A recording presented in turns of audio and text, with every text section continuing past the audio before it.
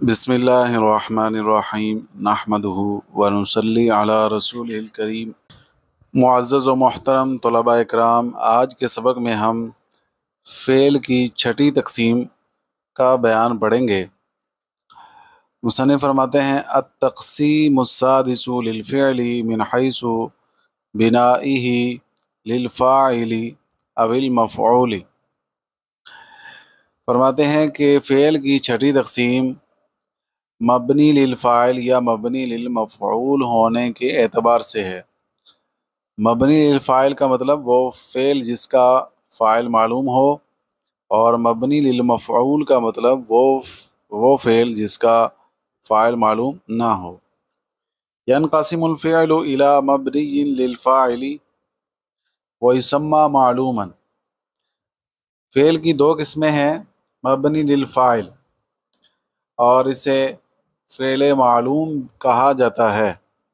Fail मालूम क्या होता है? वहुवा मा ज़ुकिरा माअहु फ़ाइलुहु। फ़ेल मालूम वो फ़ेल है कि जिसका फ़ाइल उसके साथ ज़िक्र किया गया हो, तो उसे फ़ेल मालूम भी कहते हैं और फ़ेल मारूफ़ भी कहते हैं। और हमारे यहाँ पे इसकी फ़ेल मारूफ़ और फ़ेल मजहूल ही इस्तिलाह ज़्यादा मशहूर है। तो फ़ेल मालूम की मिसाल यहाँ पर मुसन्निफ़ ने ज़िक्र की है, हाफ़िज़ा मुहम्मदुन दरसा। मुहम्मद ने सबक याद किया। व इला मबनिय्यिन लिल मफ़ऊली, और दूसरी किस्म है मबनी लिल मफ़ऊल। व युसम्मा मजहूलन, और उसे फ़ेल मजहूल कहा जाता है। फ़ेल मजहूल क्या होता है? वहुवा मा हुज़िफ़ा फ़ाइलुहु। फ़ेल मजहूल वो फ़ेल है जिसका फ़ाइल महज़ूफ़ कर दिया गया हो, यानी फ़ाइल ज़िक्र ना किया गया हो। व उनीब अन्हु गैरुहु, और फ़ाइल का कायम मकाम उसका गैर कर दिया गया हो। जैसे हुफ़िज़ा दरसु। तो अब देखें यहाँ पर पहले हमने जो फ़ेल मालूम की मिसाल पढ़ी, तो उसमें यही लफ्ज़ दर्स ये मफ़ऊल था और फ़ाइल इसका लफ्ज़ मोहम्मद ज़िक्र किया गया। लेकिन इस मिसाल में ये फ़ेल मजहूल है, हुफ़िज़ा। तो अद-दरसु यहाँ इसको इसका नाइबुल फ़ाइल बना दिया गया। तो फ़ेल मजहूल वही फ़ेल होता है जिसमें गैर फ़ाइल को फ़ाइल की जगह पर लाया गया हो। वफ़ी हाज़िहिल हालति यजिबु अन तुग़य्यरा सूरतुल फ़िअली अन अस्लिहा। और इस हालत में ज़रूरी है कि फ़ेल की सूरत बदल जाए उसकी असल से। यानी जब फ़ेल मालूम से फ़ेल मजहूल बनाएंगे, तो उसकी जो असल हालत है फ़ेल मालूम की, फ़ेल मारूफ़ वाली, तो वो उस हालत से बदल जाएगा। अब उस हालत से बदल कर उसकी क्या क्या सूरतें बनेंगी, इसको मुसन्निफ़ ने 5 कवायद में बयान किया है। यानी कि फ़ेल मजहूल बनाने के मुसन्निफ़ ने यहाँ पर 5 कायदे ज़िक्र किए हैं, जो कि हम एक एक करके समझने की कोशिश करते हैं। तो सबसे पहले नंबर पर मुसन्निफ़ ने फ़ेल माज़ी मजहूल के कवायद बयान किए हैं। फिर इसके बाद मुज़ारे दीगर अफ़आल के मजहूल बनाने का तरीका भी बयान किया जाएगा। लेकिन सबसे पहले मुसन्निफ़ ने फ़ेल माज़ी मजहूल बनाने का तरीका बयान किया है, और इसके लिए उन्होंने 5 कायदे ज़िक्र किए हैं। तो सबसे पहले नंबर पर फरमाते हैं, फ़इन काना मादियन गैरु मब्दूइन बिहम्ज़तिन वस्लिन वला ताइन ज़ाइदतिन वलैसत आइनहु अलिफ़न दुम्मा अव्वलुहु व कुसिरा मा क़ब्ल आख़िरिही वलौ तक़दीरन नहवु दुरिबा अलियुन व रुद्दल मबीउ। तो फ़ेल मारूफ़ से मजहूल बनाने का पहला उसूल मुसन्निफ़ ने यह बयान किया है कि अगर वो फ़ेल माज़ी ऐसा फ़ेल हो कि उसकी इब्तिदा हमज़ा से ना हुई हो, और ना ही उसमें ताए ज़ायदा हो, और ना उसका आइन कलिमा अलिफ हो, तो उसका पहला हरफ मज़मूम और मा क़ब्ल आखिर मकसूर होगा, चाहे वो मकसूर लफ्ज़न हो या तक़दीरन हो। मा क़ब्ल आखिर लफ्ज़न मकसूर हो, इसकी मिसाल दुरिबा अलीयुन, अली को मारा गया, اور ما قبل آخر تقدیراً مکسور کی مثال رد المبیع، مبی کو واپس کر دیا گیا۔ مبی مانا وہ چیز جو بیچی گئی ہو، ردا اصل میں رودی دا تھا، تو پھر یہ دو ہم جنس حروف ایک کلمہ میں جمع ہوئے تو ان کا آپس میں ادغام کر دیا گیا تو ردا بن گیا، لیکن تقدیراً اصل کے اعتبار سے یہ ما قبل آخر مکسور ہی ہے۔ تو یہ فعل ماضی مجہول بنانے کا مصنف نے پہلا قاعدہ بیان کیا ہے کہ اگر فعل ماضی ہو، ثلاثی ہو، صحیح ہو اور مضاعف نہ ہو، اور اس کا جو پہلا حرف ہے، اس کی جو ابتدا ہے وہ حمزہ سے نہ ہو تو، اور اس میں تائے زائدہ بھی نہ ہو تو اس کے پہلے حرف کو ضمہ دیں گے اور ما قبل آخر کو کسرہ دیں گے، تو اس طرح یہ فعل ماضی معلوم سے، معروف سے مجہول بن جائے گی۔ ضربہ سے ضربہ، کاتبہ سے کتبہ، فتحہ سے فتحہ۔ دوسرا قاعدہ مصنف نے یہ بیان کیا ہے فَإِنْ كَانَ مَبْدُوءً بِتَاءٍ زَائِدَةٍ ضُمَّ الثَّانِي مَعَ الْأَوَّلِ نحو تُعُلِّمَ الْحِسَابُ وَتُقُوتِلَ مَعَ زَيْدٍ۔ پھر اگر فعل ماضی کے شروع میں تا زائدہ ہو، ضم الثانی مع الاولی، تو پہلے اور دوسرے حرف کو ضمہ دیا جائے گا، یعنی باقی سارا طریقہ وہی رہے گا، ما قبل آخر مکسور ہوگا، لیکن جو پہلا حرف ہے اور اس کے ساتھ جو دوسرا ہے وہ مضموم ہوگا۔ اور یاد رکھیں کہ جو پہلا قاعدہ مصنف نے بیان کیا تو وہ ثلاثی مجرد کی ماضی مجہول بنانے کا تھا، یہ جو دوسرا قاعدہ ہے یہ غیر ثلاثی مجرد کی ماضی مجہول بنانے کا طریقہ بیان کیا گیا ہے۔ اب پہلے قاعدے میں دو چیزوں کی نفی کی گئی تھی کہ ایک تو وہ حمزہ سے شروع نہ ہوا ہو اور اس میں تا زائدہ نہ ہو، اور اگر تا زائدہ ہو تو پھر اس سے کیسے ماضی مجہول بنے گی، اس کو دوسرے قاعدے میں بیان کیا۔ اب تیسرے قاعدے میں بیان کر رہے ہیں کہ اگر اس کے شروع میں حمزہ ہو تو اس کا کیا طریقہ ہے۔ وَإِنْ كَانَ مَبْدُوءً بِحَمْزَةٍ وَصْلٍ ثُمَّ الثَّالِثُ مَعَ الْأَوَّلِ، اگر فعل ماضی کے شروع میں حمزہ وصل ہو تو پہلے اور تیسرے حرف کو ضمہ دیا جائے گا، جیسے ان طلقہ سے ان طلقہ، ان طلقہ بزید، استخرجہ بزید۔ اب ان مثالوں میں ذرا آپ غور فرمائیں، ان طلقہ پہلا حرف حمزہ، دوسرا نون، نون ساکن، اور تیسرا طا ہے، تو پہلا اور تیسرا حرف مضموم۔ اسی طرح استخرجہ میں پہلا حرف حمزہ، کیونکہ حمزہ سے اس کی ابتدا ہو رہی ہے، پھر دوسرا ساکن اور تیسرا مضموم۔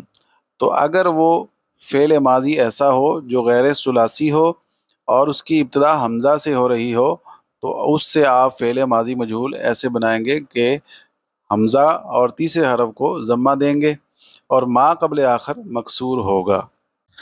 ماضی مجہول بنانے کا چوتھا قاعدہ یہ ہے کہ اگر اس کا عین کلمہ الف ہو تو اسے یا سے بدل دیا جائے گا اور پہلے حرف کو خالص کسرہ دیا جائے گا یا کسرہ کو ضمہ کی طرف مائل کر کے پڑھا جائے گا، جیسے کہ قال، باع، اختار اور انقاد۔ تو ان کو ہم مجہول کیسے پڑھیں گے؟ باع کو پڑھیں گے بیع، کیونکہ عین کلمہ الف ہے تو الف کو یا سے بدلیں گے اور پہلے حرف کو کسرہ دیں گے تو پڑھیں گے بیع۔ اسی طرح قال کو پڑھیں گے قیلا، اور جو اختارا اور انقادہ ہے اس کو پڑھیں گے اختیرا اور انقیدہ۔ اور بعض علماء صرف نے اس کے ضمہ کو ہی باقی رکھا ہے، یعنی کہ فا کلمہ پر ضمہ ہی دیا ہے اور الف کو انہوں نے واو سے بدل دیا، یعنی کہ با کو بی آ پڑھنے کے بجائے وہ ان کے نزدیک بو آ پڑھا جائے گا۔ تو آپ اس کی عبارت پر بھی غور فرما لیں، وَإِنْ كَانَتْ عَيْنُهُ أَلِفًا قُلِبَتْ يَاءً، اور اگر ماضی کا عین کلمہ الف ہو تو اس کو یا سے بدل دیا جائے گا، وَكُسِرَ أَوَّلُهُ بِإِخْلَاصِ الْكَسْرِ اور پہلے حرف کو خالص کسرہ دیا جائے گا، او اشمامی ضمہ یا اس کو ضمہ کی طرف مائل کر کے پڑھا جائے گا۔ اشمامی ضمہ کا لفظی معنی تو بنے گا کہ ضمہ کی خوشبو سنگھا کر، لیکن مفہوم یہ ہے کہ اس کو کسرہ کو ضمہ کی طرف مائل کر کے پڑھا جائے گا۔ کما فی قال و باع و اختار و انقاد، جیسا کہ ان مثالوں میں تقول تو کہے گا بیع الثوب، یعنی کہ باع کو بیع، وقیل القول قال کو قیل بات کہی گئی، واختیر ھذا اس کو اختیار کیا گیا، وانقید لہ اس کی اطاعت کی گئی۔ تو آپ یہاں پر آپ دیکھ سکتے ہیں غور سے کہ الف کو یا سے بدل دیا گیا اور اس سے پہلے حرف کو کسرہ۔ وبعضهم یبقى الضمہ، اور بعض نے پہلے حرف کو ضمہ کی حالت پر برقرار رکھا، باقی رکھا۔ وَيُقَلِّبُ الْأَلِفَ وَاوًا، اور جو الف تھا اس کو یا کے بجائے واو سے بدل دیا۔ کما فی قولہ، جیسا کہ شاعر کا قول ہے، لیت وَهَلْ يَنفع شَيْئًا لیت لیت شبابا بوعا فاشتریت، کاش، اور یہ کاش کہنا فائدہ کیا دے گا، لیت شبابا بوعا کاش کہ جوانی فروخت ہوتی فاشتریت تو میں اسے خرید لیتا۔ تو یہاں پر جو محل استشہاد ہے، یعنی کہ جو جس لفظ پر ہم بات کر رہے ہیں، جو ہماری دلیل ہے، وہ یہ ہے بوعا۔ اس پورے شعر میں جو لفظ بوعا ہے تو یہ باع تھا، جب اس سے مجہول بنایا گیا تو الف کو واو سے بدل دیا، یا سے نہیں بدلا۔ اسی طرح ایک اور شاعر کا شعر بطور دلیل یہاں پر ذکر کیا گیا ہے، جس میں الف کو واو سے بدلا ہے، یا سے نہیں بدلا۔ وہ ہے حوکت علی نیرین اذا تحاک تختبط الشوک ولا تشاک۔ تو اس شعر میں بھی جو سمجھنے والی بات ہے وہ پہلا لفظ ہے حوکت، کہ اس میں بھی عین کلمہ الف تھا ماضی کا، تو اس کو جب ماضی مجہول بنایا تو یا سے بدلنے کے بجائے اسے بھی واو سے بدلا اور پہلے حرف کو ضمہ دیا۔ تو ان دونوں شعروں میں جو فعل ہے ماضی مجہول ہے بوعا اور حوکت، تو اس کو خالص کسرہ اور کسرہ کو ضمہ کی طرف مائل کر کے دونوں طریقوں سے پڑھا گیا ہے، اور خالص ضمہ کے ساتھ بھی اس کو پڑھا گیا ہے۔ لیکن خالص ضمہ والی جو لغت ہے وہ بنی فقاص کی طرف منسوب ہے، اور اسے بعض صرفیوں نے باب انفعال اور باب افتعال میں منع کیا ہے کہ باب افتعال اور باب انفعال میں یہ انداز جائز نہیں، یعنی کہ وہاں پر جو ہے نا وہ اختارہ کو ماضی مجہول بناتے ہوئے اختورہ نہیں پڑھ سکتے، اور اسی طرح باب انفعال سے ماضی مجہول بناتے ہوئے انقادہ سے انقودہ نہیں پڑھ سکتے۔ تو اسی بات کو آپ عبارت سے بھی دیکھ لیجئے، رویہ باخلاص الکسری و بہ مع اشمام الضم و بالضم الخالص، کہ ان دونوں شعروں میں حوکت اور بوعا کو روایت کیا گیا ہے خالص کسرہ کے ساتھ، اور کسرہ مع الاشمام یعنی کسرہ کو ضمہ کی طرف مائل کر کے، و بالضم الخالص اور خالص ضمہ کے ساتھ بھی۔ وتنسب اللغۃ الاخیرۃ، اور یہ جو دوسری لغت ہے خالص ضمہ والی، لبنی فقعس و دبیر، یہ بنی فقاس اور دبیر کی لغت ہے۔ وادعا بعضهم امتناعها فی انفعل و افتعل، اور بعض علماء صرف نے یہ بات کہی ہے کہ انفعل یعنی باب انفعال اور افتعل اور باب افتعال میں یہ ممنوع ہے، یعنی کہ وہاں پر الف کو واو سے بدلنا جائز نہیں ہے۔ ھذا اذا امن اللبس، یہاں سے یہ بات ذکر کر رہے ہیں کہ یہ جو بوعا اور حوکا والی جو لغت ہے یہ تب جائز ہے جب مشابہت سے امن ہو، یعنی جب مشابہت کا خوف نہ ہو۔ یہاں پر جو مصنف نے بات کی ہے میں اس کی وضاحت پہلے آپ کو عرض کرتا ہوں، پھر اس کے بعد اس کا ترجمہ کریں گے۔ مصنف یہ فرما رہے ہیں کہ اجوف واوی، وہ فعل جو اجوف واوی ہو، اور باب ناصرہ ینصر سے ہو تو اس کا جو فعل معروف ہے وہ ضمہ کے ساتھ ہوتا ہے، جیسے تو اب اگر اس کا ماضی مجہول کا صیغہ بھی ضمہ کے ساتھ آئے گا تو معروف اور مجہول کے درمیان جو فرق ہے وہ ختم ہو جائے گا، مشابہت پیدا ہو جائے گی۔ تو اس لیے اس کے مجہول میں کسرہ ضروری ہوگا، کسرہ واجب ہوگا، یعنی اس کو ہم سمتو پڑھ سکتے ہیں، سمتو نہیں پڑھ سکتے، کیونکہ سمتو تو اس کا معروف آتا ہے، تو اگر مجہول کو بھی ایسے ہی پڑھیں گے تو پھر معروف مجہول میں فرق نہیں ہوگا۔ اسی طرح اجوف یائی باب ضربہ یضرب سے اور اجوف واوی باب سامعہ یسمع کا، اس کا جو فعل معروف ہے وہ کسرہ کے ساتھ آتا ہے، جیسے بعت خفت۔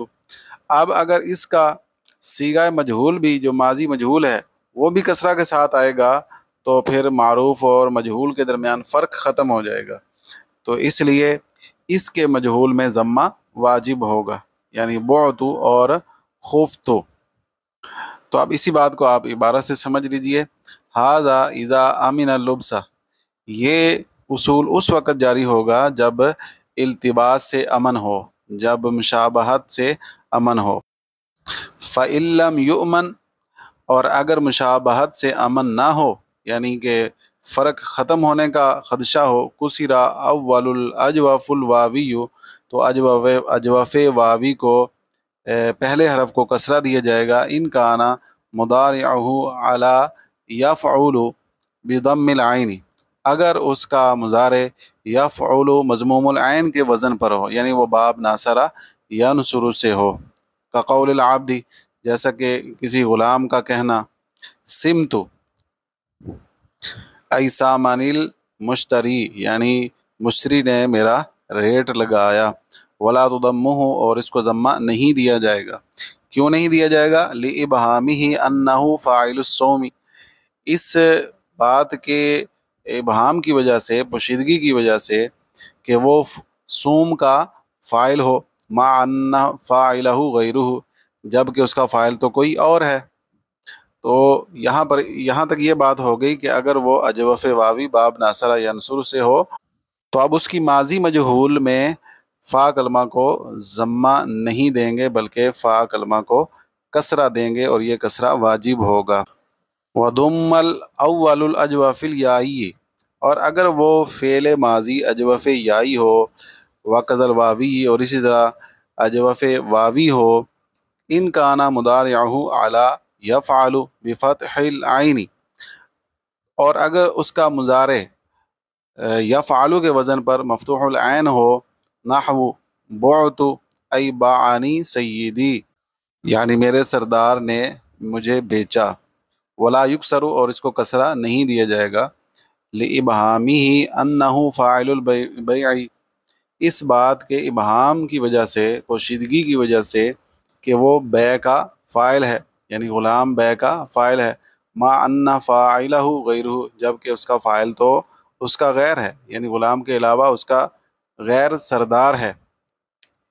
وَقَذَا خُفْتُ، اسی طرح یہ باب سامعہ یسمع کی مثال ہے، بضم الخاء، فا کلمہ کو، خا کو ضمہ دیا جائے گا، ای اخافنی الغیر، یعنی مجھے کسی نے خوف زدہ کر دیا، مجھے کسی نے ڈرا دیا۔ تو ان دونوں صورتوں میں جو فا کلمہ ہے، یعنی کہ وہ فعل ماضی اجوف واوی یا یائی ہو، اور وہ باب سامعہ یسمع سے ہو یا ضرب یضرب سے ہو، تو اس کے فا کلمہ کو ضمہ دیا جائے گا، کسرہ نہیں دیا جائے گا۔ تو معزز طلباء کرام، یہاں تک فعل ماضی مجہول بنانے کے 4 قاعدے مصنف نے بیان کیے، اور آخر میں 5واں قاعدہ مصنف بیان کر رہے ہیں، وہ فعل جو مضاعف ہو، یعنی کہ جس میں 2 حروف ایک جنس کے ہوں، تو اس سے آپ فعل ماضی مجہول کیسے بنائیں گے۔ تو اس کا خلاصہ پہلے آپ سمجھ لیں، پھر اس کے بعد میں آپ کو اس کا ترجمہ بھی عرض کرتا ہوں کہ اگر فعل ماضی ثلاثی ہو اور وہ مضاعف ہو، یعنی اس کا عین اور لام کلمہ ایک جنس کا ہو، تو اس سے فعل مجہول بنانے میں 3 لغتیں جائز ہیں۔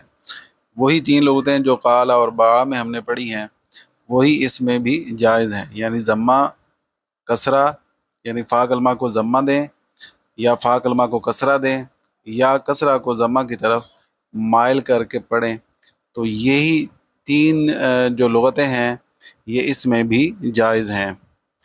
اب دیکھیں اس کا ترجمہ، وَأَوْجَبَ الْجَمْهُورُ ضَمَّ فَاءِ الثُّلَاثِيِّ الْمُضَاعَفِ، اور جمہور علماء صرف نے ثلاثی مضاعف میں فا کلمہ پر ضمہ واجب قرار دیا ہے، نحو جیسے شدہ و مدہ، والکوفیون اجاز الکسرہ، اور دوسری لغت کوفیوں نے کسرہ کی بھی اجازت دی ہے، وہی لغت بنی دبہ، اور یہ بنی دبہ قبیلہ کی لغت ہے۔ یہ دو قراتیں ہو گئی، دو لغتیں۔ وقد قرئ هذه بضاعتنا ردت الینا، ہم نے ویسے عموماً یہی پڑھا ہے ردت الینا، لیکن یہ ایک لغت کے مطابق، ایک قرات کے مطابق اس کو ردت پڑھنا بھی جائز ہے۔ ولو ردوا لعادوا لما نہوا عنہ، یہ دونوں جگہ بالکسر فیہما، دونوں جگہ میں کسرہ کے ساتھ۔ وذالک بنقل حرکت العین الی الفاء، اور یہ عین کلمہ کی حرکت فا کلمہ کی طرف منتقل کرنے کے بعد ہے۔ بعد توہم سلب حرکتها، فا کلمہ کی جو حرکت ہے اس کو حذف خیال کرتے ہوئے، حذف سمجھتے ہوئے۔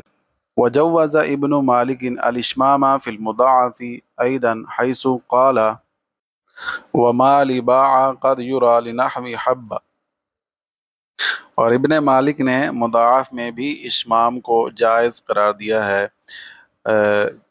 انہوں نے کہا کہ جو صورتیں باع کے لیے جائز ہیں وہی حبہ جیسے افعال کے لیے بھی جائز ہیں۔ تو معزز طلباء کرام، یہاں تک مصنف نے فعل ماضی مجہول بنانے کے 5 قاعدے بیان کیے۔ اس سے آگے مصنف مضارع مجہول بنانے کا طریقہ بیان کر رہے ہیں، اس کو ہم انشاءاللہ الگ سبق کی صورت میں اپلوڈ کر دیں گے۔ السلام علیکم ورحمۃ اللہ وبرکاتہ۔